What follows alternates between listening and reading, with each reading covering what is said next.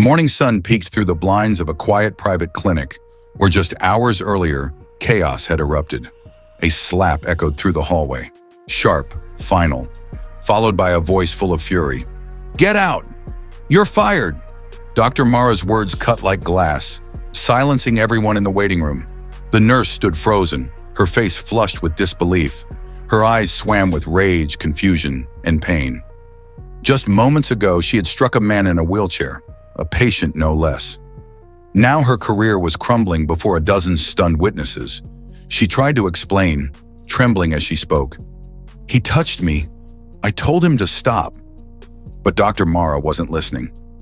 Security arrived. She was escorted out without explanation, without dignity. That night, rain pounded against the pavement, like the world itself mourned what had happened. Asha sat alone in her small apartment, staring at the certificate on her wall. Once a symbol of pride, now just paper. Her phone buzzed with messages from colleagues, but not from Dr. Mara. He had always been strict, but fair. Or so she believed. Asha had trusted Dr. Mara. He was a self-made man, respected in the medical community, the kind of figure who inspired loyalty. She remembered how 2 weeks ago, Mr. Suri began watching her too closely, smirking, lingering longer than necessary. One day he asked for help adjusting his wheelchair strap and grabbed her wrist, holding it far too long. She pulled away, shaken. She reported it to Dr. Mara, hoping for support. Instead, he waved it off. "He's harmless," he said. "An old man with no family. Don't overthink it." So Asha stayed silent, hoping it would pass. But silence only emboldened Mr. Suri. Days later, he reached for her waist while pretending to need assistance. That slap wasn't anger, it was survival. And yet, when the moment came, she was the one punished. No investigation, no questions, just dismissal. Watching the rain fall outside her window, Asha wondered if anyone would ever believe her story. The next morning, Dr. Mara entered the clinic as usual. Crisp white coat, clipboard in hand, unaware that the truth was about to catch up with him. As soon as he stepped into the lobby, he sensed something was off. Staff whispered behind desks, avoiding his gaze. Then he saw them, a TV crew, camera rolling, and beside them, Asha. Not broken, not defeated, but composed and resolute. An officer stood beside her, holding a tablet. "We have CCTV footage," she said simply. Someone hit play. On screen, everything unfolded clearly. Mr. Suri's wandering hands, Asha's flinch, his knowing grin, and finally, the slap. The narrative shifted instantly. Mr. Suri, once smug and untouchable, was arrested on the spot. Dr. Mara stood motionless as whispers filled the room. "Why didn't you believe her? She told you."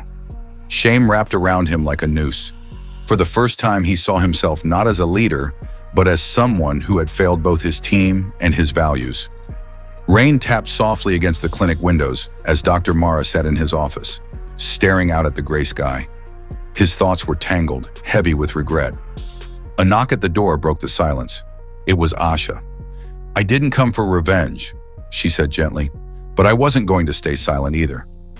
Her words landed differently this time, not as accusation, but as truth. He nodded, unable to speak past the lump in his throat. "You failed yourself," she continued, "not me." Her presence reminded him of the core purpose of this place: healing, trust, protection, and he had let fear and reputation cloud that mission. As she turned to leave, he realized that justice had already passed judgment, not in thunder or drama, but in the quiet strength of someone who refused to be silenced. Within days, changes swept through the clinic. New policies were introduced, cameras reinstalled, mandatory training sessions scheduled, anonymous reporting channels opened, giving every staff member a voice. It wasn't enough to undo the damage, but it was a start. Asha didn't return to the clinic. She found a new opportunity across town, one that valued her experience and integrity. Justice hadn't come with headlines or applause. It had come quietly, standing its ground, letting the truth speak for itself. And sometimes, that's all it takes. What do you think about Asha's story?